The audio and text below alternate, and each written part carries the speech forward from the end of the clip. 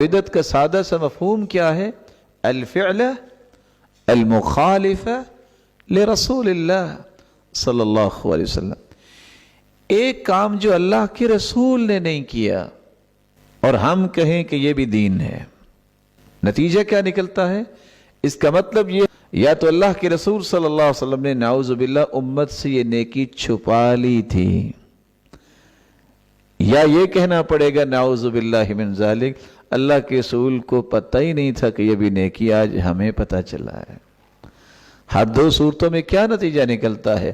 وہ ہستی جس جیسی عظیم ہستی دنیا میں آئی کوئی نہیں، یا تو اس کو خائن سمجھنا پڑے گا یا سمجھنا پڑے گا کہ اس کے پاس علم نہیں تھا، اور جس کے دماغ میں دونوں سوچے آ جائیں وہ اپنے ایمان کی خیر منائے۔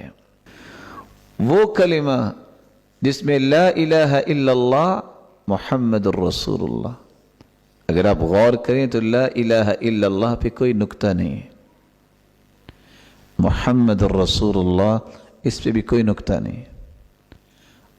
12 حروف پہلے ہیں لا الہ الا اللہ کے، اور 12 ہی حروف محمد الرسول اللہ کے۔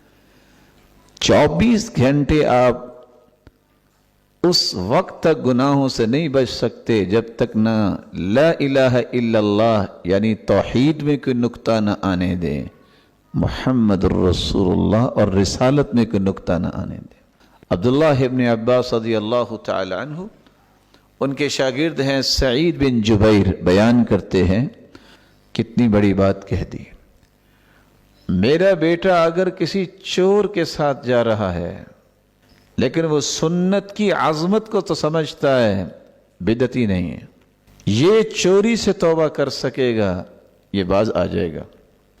مجھے یہ اچھا لگتا ہے کہ وہ کسی عابد بدعتی کے ساتھ نہ جائے، اگر وہ چور کے ساتھ بھی چلا گیا ہے تو وہاں سے اس کی واپسی ممکن ہے، لیکن عابد عبادت گزار بدعتی کے ساتھ جائے گا تو پوری زندگی سے ہاتھ دھو بیٹھے گا۔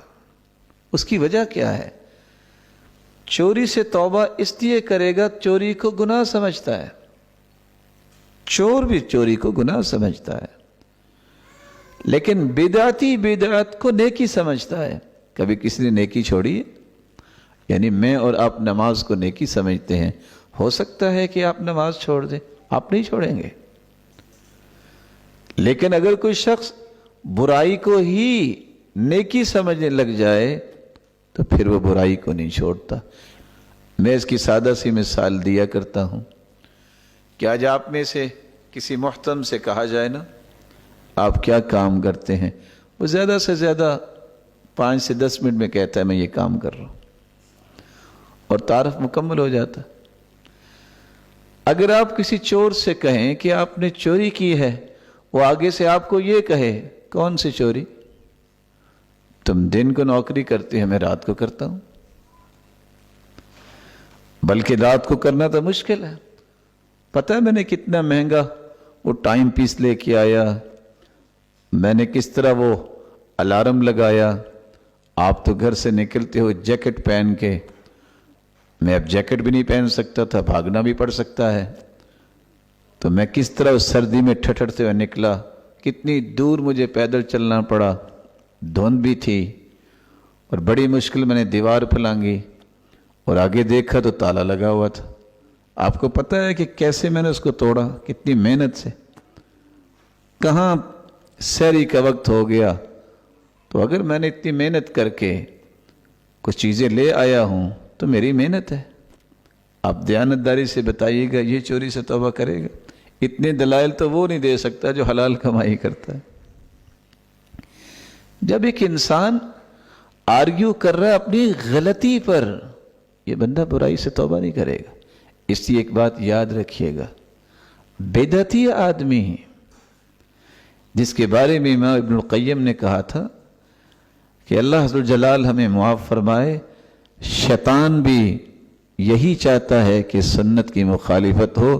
بدعتی انسان جب بدعت پہ ڈٹ جاتا ہے اور بدعت پہ اتنا پختہ ہو جاتا ہے، پھر شیطان کہتا ہے اس کے پاس مجھے اب جانے کی بھی ضرورت نہیں، مجھ سے زیادہ اچھا کام یہ خود کر رہا ہے۔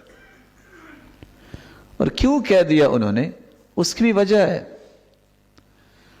ان اللہ احتجب التوبہ عن کل صاحب بدعہ، اللہ تعالیٰ نے بدعتیوں کے سامنے پردہ لٹکا دیا ہے۔ اللہ مالک الملک انہیں دیکھنا بھی پسند نہیں کرتے۔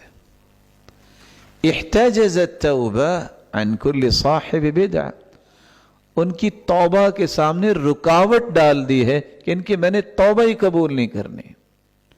اور حسن بصری کی روایت کی الفاظ یہ ہیں، حتی یدعہا، جب تک بدعتی بدعت چھوڑ نہیں دیتا اس وقت تک مالک الملک اس کی توبہ بھی قبول نہیں کرتے۔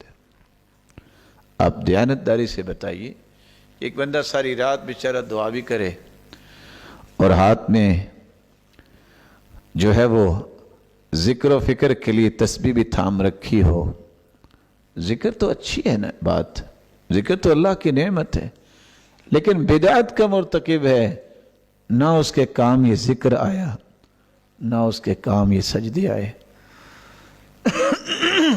اس سے بڑا بدقسمت کون ہے؟ محنت کرنے کے باوجود بھی قیامت کے دن اسے کچھ بھی نصیب نہیں ہوگا۔